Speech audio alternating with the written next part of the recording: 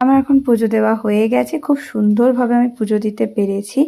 মানে একদম মাকে কাছ থেকে দেখে মাকে একদম স্পর্শ করে পুজো দিয়েছি। তো এটা হচ্ছে গিয়ে পাঠা বলি যেখানে হয় মায়ের জন্য, সেই জায়গাটা। তো যাই হোক, তারপরে আমি চলে এসেছি কুণ্ড পুকুরে, যেখানে মায়ের স্নানের জল এসে পড়ে। সাধারণত এটা আগে এরকম ছিল না, এখন বাঁধিয়ে খুব সুন্দর করে দিয়েছে। যেহেতু আমি উপোস ছিলাম, তাই জন্য আমি প্রসাদকে আমার উপোস ভঙ্গ করে নিলাম। তো এবার আমি বাইরের দিকে চলে এসেছি। সত্যি চারপাশটা এক্কেবারে বদলে গেছে। এত সুন্দর করে সাজিয়েছে। সবাইকে রিকোয়েস্ট রইল তোমরা একবার গিয়ে দেখে এসো।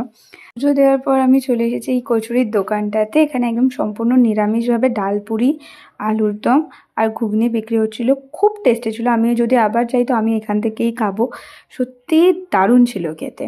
তো এরপর আমি মেট্রোতে উঠে গেলাম। মেট্রোতে উঠে বাড়ি চলে এলাম। টাটা, দেখা হবে নেক্সট ভিডিওতে।